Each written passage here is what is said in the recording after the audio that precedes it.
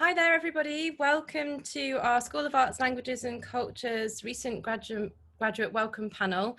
We're really lucky to be joined by 4 recent graduates from our School of Arts, Languages and Cultures, and they're going to be talking a little bit about their experience of Welcome Week, but also their time at the university more generally and all the fabulous things that they've gone on to do since graduating. I'm Holly Morse. I'm lecturer in religion and theology, but I'm also the School of Arts, Languages and Cultures Associate Director for Academic Advising and Employability, and I will be chairing the meeting. So what I'd like to do first is begin by asking our participants to introduce themselves. So I'm just going to go down my list of names here, and the first one, I'll go to Na first, please. Hi, hi everyone. So my name is Na Aqua. I studied religion and theology way back in 2011, so I'm showing my age. And I joined, and then after religion and theology, I did a master's in international relations. What I currently do at the moment is I am on the civil service fast stream program. So I work in Department of Environment, Food and Rural Affairs, working on free trade agreements. Which has been really interesting. And I'm about to move to the Ministry of Justice to work on the Operations Demand Centre. Perfect. Thanks very much, Na. I'll go to James next, please. Hi, so James Crozier. I did International Disaster Management and Humanitarian Response. It's a really lengthy course title, but I graduated in July last year, and I'm now an Emergency Planning Officer for Oxfordshire County Council. Yeah, looking at what's going on around us, you can tell I've been quite busy. I bet, yeah, it's a busy time to be a emergency planning officer, I bet. Okay, thank you. I'll go to Amy next, please. Hi, I'm Amy Way. I graduated last summer, 2019, and I studied English literature with creative writing. The summer after second year, I interned at Facebook as a content strategist, and I returned there full-time after graduating. So I've been there for a year now. I asked my coworkers before I hopped on this call how they would describe content strategy, and they were all really like jargony and inaccessible definitions. So I'll give it a go, and if it's not digestible, let me know. So content strategy is one of the main design roles in web and app design. We design all the words that users see and hear as they interact with an interface like Facebook, Instagram, Netflix. So that involves all the titles, menu items, error messages, names of features like reels and stories on Instagram. Those are all named by content strategists. And it is design rather than writing. Because it's content strategy is also called information architecture. So it's figuring out where information should appear to users and when and what kind of hierarchy, so that it's easy for people to complete tasks. Great, thank you. Now I know what content strategist is as well, and that's a good thing to find out more about. Thanks, Amy. So, and let's go to Morgan now. Hi everyone, my name is Morgan Vosges, which sounds very French, but I'm actually very English. I studied politics and modern history from September 2015, and then I graduated last summer. I've been working for just over a year now. I've been working in London. I work with HSBC in their investment bank, which I know is a bit of a pivot away from history, but I'm sure we'll get into that later. And my current role is working with the public sector coverage team. So what public sector means is I help manage the relationships with government, so like the UK government, supranational entities like the IMF, the UN, and then also government agencies. Wow, also sounds super interesting. Now I'm wishing that I had many other career paths that I could go and follow. Thank you for all of those summaries. It's really great to hear about all of your different roles. So I guess one of the first and most interesting questions that I'd like to hear about, and I'm sure all of the students listening would as well, is how did you decide to study at Manchester? So I'll come back to Na on that one. So I decided to study at Manchester because it was really based on the course. I was really passionate about religion and theology. I'd sort of gone around a few open days and looked into it. And for me personally, I loved the atmosphere of Manchester. I just fell in love with the city, the university, and I really loved my course. And one of the things that I, at the time, was able to do that I was looking forward to be able to take a semester abroad. And the course at the time allowed me to do that. So I went to Singapore for 6 months in my second year, and I absolutely adored it. So yeah, it was the course and the city together. Great, thank you, Noah. Let's ask James. You said that you were attracted by the title of your degree. Can you sort of expand on that a bit more? Yeah, so I originally was looking at Coventry and Manchester at the same time. The difference between the two being that, so the Manchester course is very international, very much sort of focused around aid to workers. The Coventry one being very much more domestic. So I went to Coventry and had a look around. I didn't really like the feel of it. It didn't sort of give me that university feeling that I was looking for. I came to Manchester, and I was speaking to my mum about it the other day because she came with me actually. And she said as soon as you got off the train, you sort of had this look on your face that said this was where you're supposed to be, sort of thing. But exactly as Niall said, the university itself is absolutely beautiful. It's still got quite an old sort of feeling to it, but there's a lot of new stuff going on. And I graduated in July, and I went back 2 weeks ago, I think. And there's so many new buildings that I've not seen before. Just the feel, like Niall said, the feel of the university, it just feels sort of right. You're in a good place. You're surrounded by very, very clever people. Just really great. Great, thanks, James. I think it'd be lovely to hear from everybody on this question, actually. Amy, what was it about Manchester that drew you to the university, or the university that drew you to Manchester? I think I agree with James and Niall. It was very much the course offering mainly. The flexibility of being able to do English Lit as a major and creative writing as a minor, but also the flexibility within SALC as a whole, that we get flexibility in like taking some modules out from different degree tracks and getting exposed to like different types of thinking about problems. I was really keen to expose myself to more of that, and I got to. And the other thing about the city is that Media City is there, and there's like a really thriving local economy and art sector. So got to get involved in a bunch of industry relevant experiences outside of uni while being at Manchester. And even like for the course, we were studying like an installation filmmaker, Isaac Julian, and at the same time, his film was being shown at an art gallery in the same in Manchester at the same time. So it's just a great atmosphere to absorb a lot of stuff for English Lit and creative writing people, I think. Great, thank you, Amy. And Morgan, what was it about the university that you were attracted to? I think I'm going to echo all of the points that everybody's mentioned here. It was definitely the course. I studied a joint honours, politics and history. I don't think you can study both individually, at least from my point of view. I really wanted to study both, to understand both, and Manchester was the place that really appealed to me for that. Second of all, it's great in terms of academic reputation, which is very important, when you choose university. And third, the same thing, I just fell in love with the city. So my family, actually, I know my accent might not sound like it, but my family are from up north. So I knew I wanted to move from London to be nearer to my family, but I wanted to do that in a sort of city setting. I lived quite near to London when I grew up.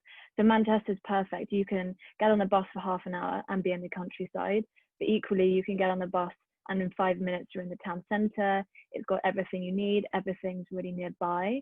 That was a huge factor for me. And also, as James said, it's a beautiful campus. You have the old side and you have the new side. So that was important for me as a historian, but also somebody that spends a lot of time in the library, spends a lot of time inside in the building. So a combination of all those factors meant that, it wasn't, the one that I knew from the beginning that I wanted to go to. I had my sights on other universities, but as soon as I came to Manchester, I completely changed my mind. Brilliant, thank you all. So it sounds like you all had a kind of moment of falling in love with Manchester when you arrived and kind of encountering the university. I'm interested to hear a little bit about your welcome week. You know, this video is for welcoming our new students. So I guess if I was to say to you, what do you wish you'd known through your welcome week when you arrived that you now know? What opportunities do you wish that you kind of been able to get in touch with straight away? What did you find out across your program and your degree process that you might have wanted to know a little bit earlier? So I'll come back to Na on that one. For me, so I think people talk about welcome week and it's you're meeting a lot of people, you're starting a new course, there's all these societies and things and places that you should go. And my main thing is, and I know a lot of people say this, was I sort of signed up for loads of things and was like, yeah, I put my name down, and then never really followed through with many of them. And it's funny to say now because I was so involved in the Students' Union in later years, but it's following through with a few things and trying things you never would have. So it was lucky my second year I joined Model United Nations, and I look back and I go, oh, I wish I'd done that from first year, because I would have had another year of doing it, because I enjoyed it so much, but I just really couldn't see through all the stuff that was going on. So do give yourself the opportunity to learn and see new things. I think everything will be virtual. All these societies will be holding Zoom calls. So join in on them. You've actually got the opportunity to try more things out than you would having to trek to each different building. So that's what I would definitely do. Yeah, I'm going to say that all the years ago when I was at the university, I also did the same thing and signed up to many a society that I didn't ever go to. And some of them I really regret that I didn't actually make the effort and attend. So that's a really great piece of advice. Yeah. Amy, how about you? I would say exactly the same thing. I remember, so at university, I think the society I was most involved with was the Mancunian, the student newspaper. So I ended up being the editor in final year. And in first year, I didn't get involved. I didn't step a foot in the Students' Union. I didn't even sign up to anything. I was really scared because I felt like all these societies, all the people speaking to me about it were in later years. They were with so much more context and experience. Maybe they were cliquey. Would I be an outsider? Would they judge me if I join a meeting like randomly in the middle of the year? I was really scared to. I remember even throughout the year, my friends would like tell me, oh, they found out that like this newspaper section has meetings in this day of the week. And I would be like, oh, maybe I'll go one week, but I was always too scared to. I think what I learned in later years when I got involved in multiple societies is every society loves first years. First years are everyone's favorite people because it's very common for people to only dip their toes into this kind of stuff in later years. So for like a lot of committee roles, like people go into it in third year because that's when they get involved and they immediately leave. But it like everyone is always really keen to recruit first years. Like in every society, most people are always new all the time. And having people from first year who can build on their experience year on year and become leaders in that society is something that every society looks for. So yeah, get involved early. They will really appreciate you. That's great. Thank you, Amy. I'll come to James next. I think one of the other things that people often think about when they're preparing to come for university are what are the adjustments that you need to make? What are the things that you kind of had to think about when making the move from home and from school into university? Do you have any advice about that from your own experience? Yeah, sure. So I've got quite a good case here, really. So I moved from a very small town, sort of a retirement town, to sort of big, massive metropolitan city. And my course at the time that I did it was the first year doing the course. So our welcome week, from a lecture point of view, was completely brand new. The lectures were sort of as welcome as we were then. It was sort of their welcome week and our welcome week at the same time. The advice I'd give is to just, especially from my point of view, because the city was so big and there's so much going on, going from sort of very slow speeds in my town to very quick speeds in the city, where sort of, every corner you turn around there's something. Just take the time just to slow down and just really sort of settle in. There's no rush to go and do everything, because although this is the first welcome week, I think there is a refreshers week. So even if you don't make it to some of the societies that you did want to join, there's always the opportunity to do that later, and even throughout, if you just get in contact with whoever. they'll probably let you in. But just give yourself time to settle in, really do, because it's so easy to make sort of poor choices with some things when you're sort of overwhelmed very quickly. If you have moved to the city, society is the best way, I think, to make you more comfortable, because obviously they're in the city as well. You've suddenly got a community then, which sort of makes you for your own mental health. I think it's really good.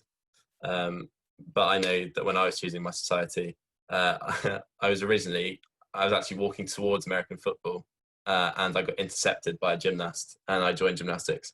So it never goes to plan. Just go with whatever, try something new. I did, and I didn't leave the club for 3 years, and I had a great time. So yeah, just take your time and don't rush into anything. Thank you. Yeah, that's really interesting advice. And I think, you know, as much as societies are about kind of presence around the campus, there's also going to be loads of great online stuff. So it will still be that there's that great community building opportunity, which is a really fab thing to point out and to kind of like highlight as part of your experience, which is lovely to hear. Morgan, how about you? What kinds of things did you think about having to adjust as you made your transition from school life and home life to uni life? So the two major things for me were, number one, organizing and having ownership of my time. And number two, organizing and having ownership of my budget. And number three, and this is a suggestion if you are moving to halls, don't take your entire bedroom like I did. You're not going to use that stuff. Things that you've had in your bedroom for years, like that diary that you think you need, you don't, trust me. But I'd say the biggest transition is you're going from either school, sixth form, college environment where your morning to your evening is planned out for you.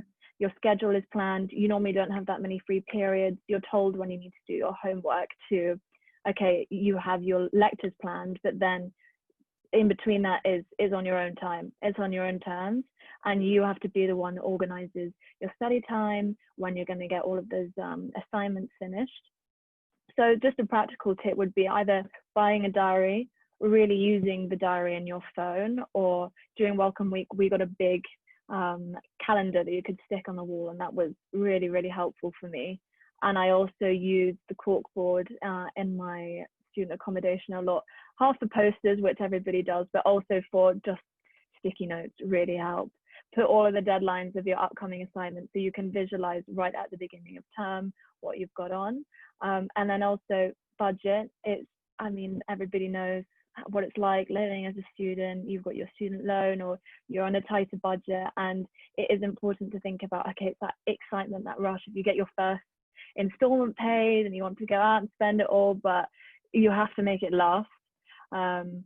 Obviously you can work jobs as well, but there are lots of apps similarly on the App Store that can help you budget, see how much you've got left. You can set a certain amount for food every week, every month, certain amount for travel, and that I would really recommend, because then you don't have to do it yourself. You don't have to do that panic checking of your bank account. It's just on your phone, a few taps. So those are two practical things that really helped me, and I think really helped me adjusting to the more adult life at university. Great, thank you, Morgan. Yes, timing and with kind of blended learning and things like that, managing your time and moving between different approaches is really important. So that's really great advice. Thank you. Okay, I guess the next question now is sort of asked a little bit about the university and what attracted to you and how you kind of started to settle in. I guess the next thing that would be really interesting to know about is, when you chose the University of Manchester, did you already have a career in mind? You know, were you already thinking about the job roles that you've kind of made your way into? Or did that come to you as you were doing your degree? And perhaps has the job that you've kind of gone into been a bit of a surprise to you? Some of us do find a kind of surprising way through our own career paths. So it'd be really lovely to hear from you about that. I'll come back to Nara on that one, first of all. Yeah, so I definitely didn't have a plan. For anyone here studying religion theology, when you tell people you're going to study that, they're like, oh, you become an RS teacher, or are you becoming a priest? And it seems to be the two ends of it. And I was becoming neither of those things. I didn't want to. And so I took the opportunity. For me, it was learning the skills. that are sort of invaluable to your progression in general. And the interest for me was around the interest of people and religion and the culture and the politics that stem within it. And those teach you valuable things. I guess in terms of actually driving more around my job and what I realized as time went on, what I might want to get into, and talk a little bit about my little journey. So when I finished my master's at Manchester, I was elected as the General Secretary of the Students' Union. And I did that for 2 years, and that gave me some real sort of thrown into the deep end leadership. What on earth do you do? And that in a way was hard and difficult at times, but it gave me a taste for the sort of career that I wanted, which was policy, working on things that really had like a value and meaning to people and can actually impact their day-to-day lives. So afterwards, I went to a education charity because I was really passionate about education from my experience at the university. And that was more project management. So it was doing it, making these things happen in the schools, but you could see who you're directly helping. And I realized as much as I love the third sector, I wanted something a bit bigger with a bit more structure, hence why I ended up in government in the civil service. So it was bringing in the aspects of public benefit, like helping people and doing something for citizens that I loved, but something with, it's a very big organization. So it's something with all the different opportunities and policy areas. So I work on free trade agreements. I've worked on COVID, so many different things. And there's a whole array of everything that touches people's lives that you can work on. So that's, for me, it was the skills of my course and the things I loved about doing different things that allowed me to then realize, well, if I like this, this, and this bit, let me find an organization or a job that I can bring them all together in. Perfect, thank you. Super interesting answer. Let's go to James next. How about you? Did you begin your degree with a kind of career plan in mind? Yeah, so I sort of left sixth form adamant that I was going to join the military, but I wanted to get a degree first. So throughout the whole sort of 3 years, in the back of my mind, I was sort of convinced I was joining the military. And to be honest, some of the courses that I chose in hindsight, I probably wouldn't choose again, because they had absolutely sort of no help really to getting a job afterwards. It's just because I thought they were interesting and I wanted to do that. And I actually probably should have chosen a few more that had skills that I could have used. But I got to the end anyway, and I was midway through the application process for the military. They sort of do like an open day, and then you get put in front of a board for 4 days. I'd done the open day and I was waiting for my board day to come through. And I thought, so I think I was driving somewhere, and I thought that I just wanted to give my degree a go and just sort of see what I could do with it. So, I spent 3 years on it. Everyone's had late nights and stressful days in the library, and all the stresses around some money management, all that sort of stuff. And it's sort of like, well, I've gone through all that. I may as well try and do something with it. So I think an email came through actually from SALC with a job application for the Thames Valley. So I applied for that, went through the interview, got really good feedback from it. Didn't get the job, unfortunately. But from the interview, I learned quite a lot about the sector, and that got me interested. So I thought, okay, I'll do some research around it now, because there was lots to unpack there. I ended up doing some interviews with the Red Cross, did 2 with the Red Cross, and was unsuccessful with those as well. But the guy who interviewed me, who I now work closely with, to be fair, he got in contact with me to say that a job was going to come out in Oxfordshire, and that from the interview I had with him, basically he thought I would be suitable, and he'd send me the application. So that came through, and I went to the interview and delivered as best I could. I think it was a presentation on what to do if Oxfordshire had a major power failure. And they liked what I gave anyway, and I got hired. So honestly, completely by accident, I think, is how I ended up in the job. I just it was a sort of what if, which just kept on going, and I sort of feel like I'm in too deep now to turn around. But no, I absolutely love what I'm doing now. I think it's probably best, to be fair, to go through your degree without a career in mind, because if you do, you're sort of really narrowing yourself down and sort of shutting out anything else going on around you. So just keep in mind that your opinion will change quite a lot, I think. And even if you don't want to go into a particular career field, or maybe you don't know whether you want to or not, go for an interview if you can. You'll learn more about it from the interview than you probably would before. And like with what happened with me, the interviewer might actually sort of recommend you for another job, and then you might prefer that one. So yeah, I'd say any sort of predetermined career plans go out the window pretty quickly when you get to the end. Great, thanks, James. I think it would actually be really interesting to hear from everyone on this question. Amy, did you have a kind of pre-planned idea of where you were going to end up by the time that you'd finished your degree? Not at all, not at all. And I think James gave really fantastic advice. I think it's an asset to go in with an open mind, because at this university, like, there's so many opportunities, and within the school and in the students' union and work outside of that, that I feel like you don't want to bottleneck yourself. And I think my job, I guess, came as a big surprise to me. And I feel like even now, I don't know if I've found the career that I want to pursue. I think it's quite common for a lot of people after they graduate, they take the job that is offered to them, you know, and that's not the end to the question. Even now, when I do like career milestoning exercises for my job, like, oh, where do we want to be in 1 year, 5 year, 10 years? Like, I really struggle with that. And I think that does, that kind of long-term thinking does close you in. I think something that I've started to do now is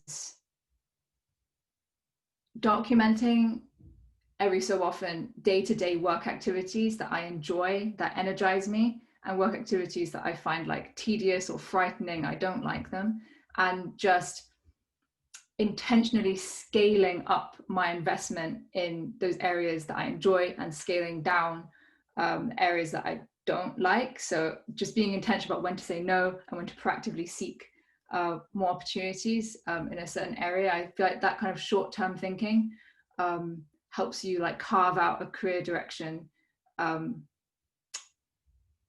easier. I think doing that at university would be good as well. So rather than having like a career in mind at the end, just seeing like what comes along, and when you enjoy things, invest more in it, that will unlock more similar doors, and keep going that way, I reckon. But also I do recognize, I speak a lot about doing stuff with societies and other extracurricular stuff, and I realize that people's ability to do that is really like dependent on like their personal financial situation, things like this. And I remember people from my cohort who never did anything for societies, actually, because they had to work part-time throughout their whole degree. And that is also like really great. So I think at Manchester, you can really do your degree and your university experience your way. I know someone who worked at Sainsbury's, and that's the only thing they did outside their course for all the 3 years, and afterwards they got their dream job as a copywriter right away, because they, like, that company really valued you know, the drive and initiative and the communication skills that you develop over years in retail. So do things your way, around the constraints that you personally have, and just follow the doors as you go along that you want to open. Yeah, Amy, thank you. That's really interesting advice. And I think what you're ultimately saying is, you know, it's not just what you do, it's also how you think about what you do, how you kind of record what works for you and what's good for you and what is taking you down a positive path, and what, you know, what maybe is something that you're less fond of doing, and how that can help you to identify the kinds of jobs that you might want to do afterwards. And you can do that just through thinking about your degree program, let alone extracurricular activities and jobs and things like that. So that's really nice advice. Thank you. Morgan, how about you? Were you kind of set on your career path when you started your degree program? Probably not, from what you said at the beginning about maybe an unusual turn of events from finishing your degree into going into your job, but it'd be lovely to hear the story about how that happened. Completely. I think, as everybody on this course mentioned, you know, it was kind of a series of events, a series of doors opening that led to my career. Yeah, I had no idea what I wanted to do, but that is why I chose my course, because I knew I was indecisive. I knew I'd probably changed my mind the whole time I was on the course. So I chose politics and history because you can do pretty much anything with it. You can go into banking, you can go into policy, you could do anything really. So that's why I chose the degree, because I didn't have a clue what I wanted to do. And we've talked a bit about the importance of societies and really being open, and this is where this comes into play. I'm a real life example. I was in student halls. One of my friends who studied business was just chatting, saying that he was going to the Trading and Investment Society meetup, and he didn't want to go alone. So I said, you know, I'll come with you. I'm going to have no idea what they're talking about, but I'll go with you, you know, as a friend. And I'd seen these guys at the Freshers' Fair, and they were in suits and they had clipboards, and I was terrified. I didn't want to go anywhere near, because I thought, I'm not going to be, you know, knowledgeable enough. I went to the first meeting. They explained everything. I was asking questions. People were really interested to know that somebody, you know, from history was coming to their meetings. And essentially I ended up becoming part of the society, ended up leading the society in my final year. And actually that's how I ended up meeting people from banks, because, you know, I saw the chairwoman position as a great leadership opportunity, get skills on your CV. And through that, Manchester is a great university because lots of big companies, lots of different career paths come to campus. They'll come and speak to you. We have, you know, great alumni events. So through one of those events, HSBC came. Obviously through my connection with the society, we talked. They were hosting an event via our society. And yeah, I ended up getting an interview for their summer internship. I did the summer internship in the public sector team. And I think that's where the politics part of my degree came in useful, because what they were talking about, they're talking about, oh, we're going to do this with this country because of the macroeconomic outlook. And I knew that. I knew what was going on because I'd studied that. And also a huge part of my job is talking to clients, you know, big, important clients, writing important emails, writing very important documents. And therefore the essay writing of my degree came in really handy. So you start out on a path saying, I don't know what I'm doing. My career, you know, might be an offshoot of my degree, it might not, but you think about the skills, exactly as Amy said, these skills that you acquire on your degree. And that's what companies want to see. It's not necessarily that you had a passion for this since you were 16 and you were born to be an investment banker. It's like, what did you do at university? What did you learn? And, you know, what do you know about the world and what are you passionate about? So yeah, no idea, but through just being open-minded and keeping all my options open, ended up in investment banking. Great, thank you. It's so interesting to hear all of your stories and the kind of journeys that you've had through university and then all the way to your current jobs. And I suppose we sort of started out by saying, you know, what is it that drew you to Manchester, and what was the kind of best things that you learned about Welcome Week? So now I guess I'd like to ask you what your favourite thing is about your current job and the kind of the world of work. It's going to feel like quite a distant thing for people starting their university program, but it's nice to have that kind of insight of what happens next afterwards, even though you're just starting out. So Nara, I'll come to you first. Awesome. So my current job, so for those of you that may or may not have heard the program, I'm on the Civil Service Fast Stream program. So it's a graduate program. But you can actually do it anytime, because I joined it having graduated technically like 3 years before I joined it. You go through a long series of, I'm not gonna lie, the process is a bit long.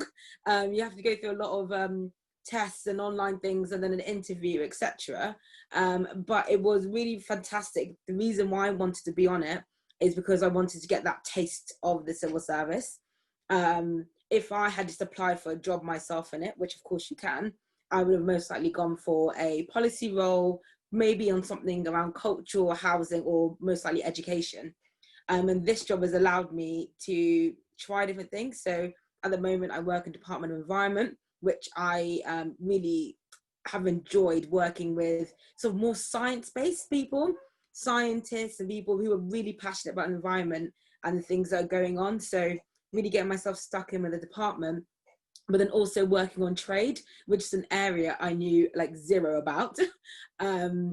And starting to be part of like the trade negotiations, more with like sort of the US, and really topical pieces of work that you see in the news and you're like, oh gosh, yeah, that was us that are doing that. Then adding in this whole science area, which is, it's never that simple. It can't just be trade, it has to be like chemicals, pesticides, trade. So really being technically focused, which is not something I would have picked for myself. And from that, I've learned new skills, worked out the things I really enjoy, and similar to Amy, worked out the things that I don't love, so that in my next posting, I can bring that into it. So what I love is the variety in my job at the moment, and having like real impact. It's interesting work. I don't think there's some people that may not, but I think most people in the civil service can say that their job is interesting to them, and the host of policy areas that you can get involved in. So I think a great example has been COVID. I was seconded to the COVID team to work on waste, which sounds really like dull and boring, but waste is so important. Like, people need to collect your bins. If they don't, there's going to be a human health issue, an environmental issue, and starting to have to really quickly work through some of these issues made me think that we have a direct impact to sort of the running of the UK. So I really enjoy that aspect on it, which means that I feel a lot more happy to try different policy areas. Great, thank you. That's very interesting insight into not just the civil service, but also, you know, the world of waste and what we need to think about at the moment. I get where you're coming from on that. James, how about you? What is it that you've enjoyed most kind of from the transition to uni to your job and your current role? Yeah, so I should probably explain what my job is, to be fair. And similar to Amy, it's like trying to catch water in a sieve. It's really, really difficult to actually explain what I do. So essentially, emergency planning is like sort of emergency service that no one really sees. So when you think of emergency service, you think of fire, police, and health, which is obviously ambulance and hospitals and things like that. Emergency planning, sort of sits behind that, and we're very much part of the council. Although at least in Oxfordshire, the fire service has been embedded in the council. So we sort of sit halfway between council and fire service.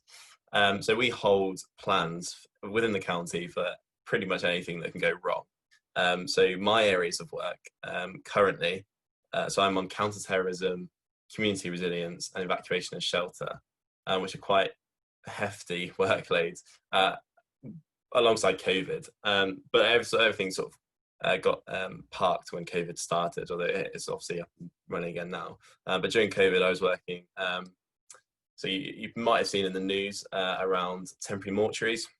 So there's a thing called excess deaths. So during winter, normally there's always a sort of a flu outbreak or something during the winter, and that will lead to something called excess deaths, which is essentially just more people dying in a certain period of time than there would normally be over the rest of the year. So I was dealing with that, very much setting up a temporary mortuary, which is now called a temporary place of rest, something that I had absolutely no experience in whatsoever, and was very much just sort of thrown in the deep end and said, please do this, because no one else is available.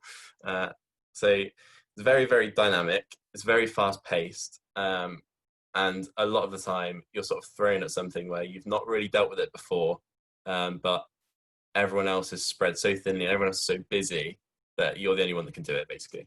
So that's what I really like about it, actually, the fact that it's so fast paced, because I'm quite a quick worker.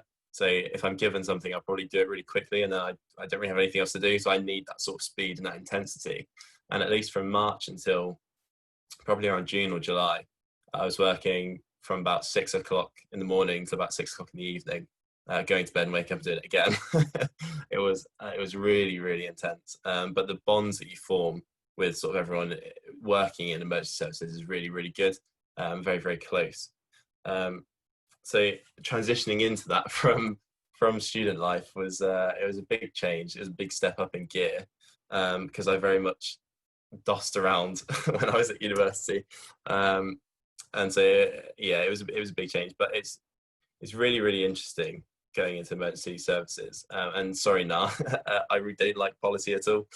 So I needed something that was really hands-on and sort of getting amongst it. So my community resilience side of going out into communities very frequently, or at least before COVID, I was, doing talks, doing stalls, sort of helping our most vulnerable, and preparing them for things from, power failures, snow, floods, general sort of resilience, and you mentioned waste. We even have an impact on that, sort of making sure that people's waste is being collected, and vulnerable people who can't do it themselves can, get all these services provided to them. So it's very, very dynamic, but no one's really heard of it, which is quite interesting. So if you are interested in it, most emergency planning offices do work experience, and I know that there's emergency planners up in Manchester because I've met them. So give them an email or find them, and yeah, definitely get involved. It's very good. It's very, very good. Great, thanks, James. Yeah, so it's again very interesting, the kinds of transitions between work and university and work kind of echo the sorts of transitions that you take between school and uni. Interestingly, it's a similar sort of experience, so it sort of shows how progression works. How about you, Amy? What's the thing that you kind of enjoy the most about your job currently, and what was the transition like for you between school and uni? I mean, between uni and work. That's a good question. So I'm a content strategist covering the newsfeed on Facebook. So everything from the status compose at the top of the newsfeed, if you see a promotion at the top for COVID-19 Hub or Memory, something like that.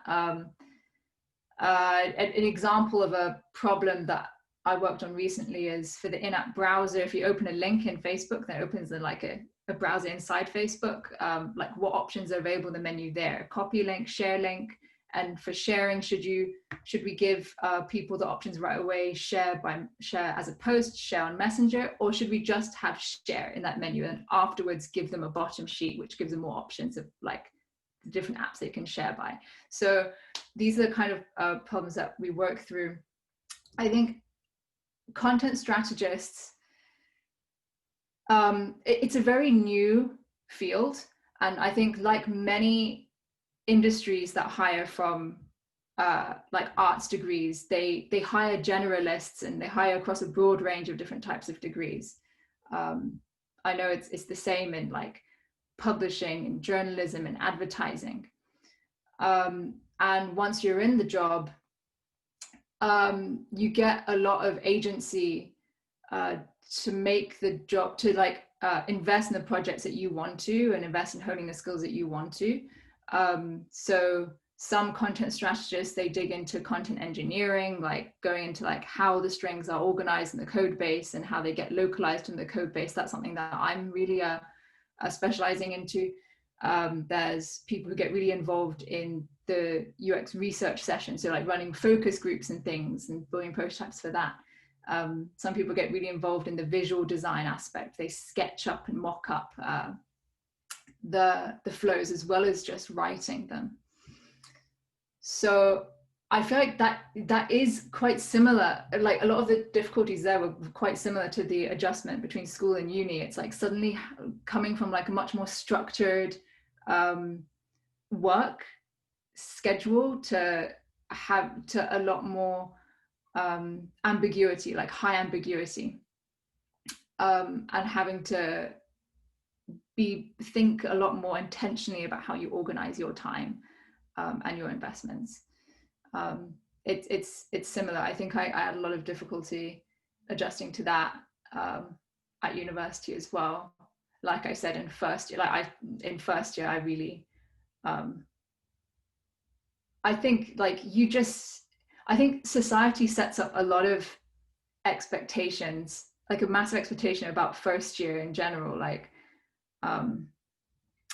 and once you're there, you'll always know people who have better grades than you, who are involved in more societies than you, who have more friends than you, who get invited to more parties than you. But none of those people are doing all of those things, but it's easy to feel very inadequate and just feel so overwhelmed all the time. I remember like when I was like I went from being like a straight A-star student in school to like spending a week on an essay and getting 2 2s and not understanding why. I didn't understand anything. I think what James said earlier about like giving yourself time to settle in is really important. And it's the same in work. I remember at the beginning, I was such a keen being, like I wanted to like impress right away. I'd always speak and try and do too much at the same time. But what I've observed with other people who come into this role or come into the team from like decades of like work experience, they always start very slow. They sit in a lot of meetings for weeks, they might not speak. And it's because they're trying to take things in and like not put too much pressure on themselves right away. And I think that's really a good strategy.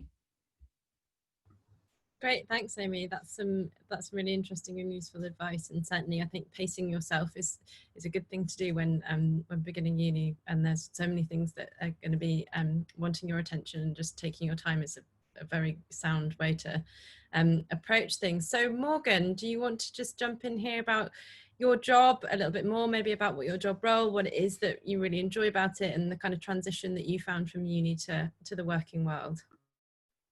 Of course. So I think mine's twofold. It's why I enjoy being at HSBC, and then why I enjoy the role itself. So similar to Na, I joined on a graduate program. So I mentioned earlier I did a summer internship, and essentially what happens, most banks will do a summer internship. So that will be typically in your second year. And then after that, if you perform well, then you get an offer to come back as a grad. So that was like a huge stress on graduation day. I already had a job, so I'd recommend, if you can do a summer internship, definitely do it. And why I enjoy being at HSBC and why I chose to stay is, first of all, the amount of people. I knew that, you know, you come from a huge university, so Manchester's massive, lots of people in my course, always meeting new people. I wanted to be surrounded by the same number of people. I think that was really important for me starting my career. So there were hundreds of grads that all joined at the same time. Most of those you'd already done the summer internship, so you knew already. And when you started, you had somebody that you could go and talk to. You know, similar to James, it can be a very intense environment, a lot of work, very full on. So you have somebody to go and speak to, you have somebody to connect to if you're working a late night. And that was something that I found unique to HSBC, and something I really enjoyed, is just starting in London with a big, already established group of people that I knew. And so we had a week of training at the beginning, and honestly, it was sort of like Freshers Week again. Like, you're meeting everyone, you're going to class in the day, and then, you know, you get to connect in the evening. So that was really nice. And then what I enjoy about my day-to-day job is it is full on. There's lots of things to do, and that's what really, you know, drives me. I need to have X number of things to do in the day, otherwise I just do nothing at all. So that was very important. And then, you know, similar to now, it's great when you've done a piece of work and then you see it in the newspaper, so you see it in the FT or wherever it may be, and say we work with the UK government, or HSBC recently worked on like restructuring Argentina's debt, which it sounds kind of boring on the surface, but trust me, it's very interesting. That is a very cool thing to see that in the news and say I was close to that, or, you know, I got to participate in that. So that's what I really enjoy, is having something tangible that I can actually see in action as a result of my day-to-day job. And then in terms of transition, so the same thing, sort of as I said earlier about the budgeting and the organization of your time, that just on a whole new scale. Obviously, me in London, rent is way more expensive. You've got to factor in travel. You spend so much money on coffees during the day that you don't even realize. So that would be a big learning curve. And then the same thing that everybody sort of mentioned is just giving yourself time to adjust, like whatever job you join. And exactly as Amy said, you go from being an A-star student to, in uni, you're doing essays and you might get it back and you think, why is this a 2-2? Why is this a 2-1? I don't understand. And then in work, it's a whole new ball game. You get a PowerPoint presentation back and there's like 100 comments in it, and it's a bright red pen and exclamation marks, and you just think, oh my goodness, like what have I gotten myself into? I get imposter syndrome and I think, I shouldn't be here. I'm not good enough for the job. Why did they choose me? But remember, first of all, that like you went to university, you've done really well for yourself to get there, and they chose you for a reason.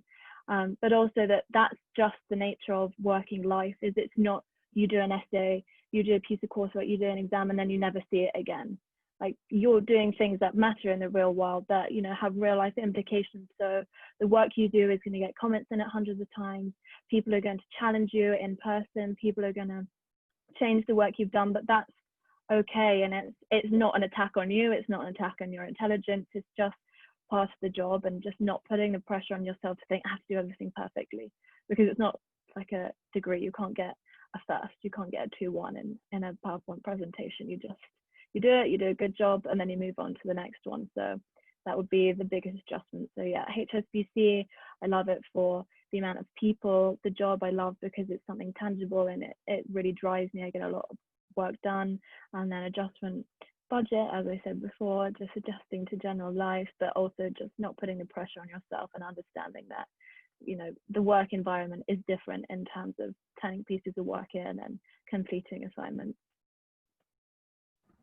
Great, thank you, Morgan. And I think that's actually a really nice place for us to conclude our panel. We've kind of gone through a full journey, starting with why you chose your degree and what it is that about Manchester that you were attracted to, all the way through to what your experience is like now and how your university sort of time has prepared you for that. So I'd just like to say a massive thank you to all of you for coming along and sharing your stories and your experience, and loads of really great wisdom as well. I know that a lot of the things that you've said today will be really, really helpful for everybody that's listening. So thanks very much.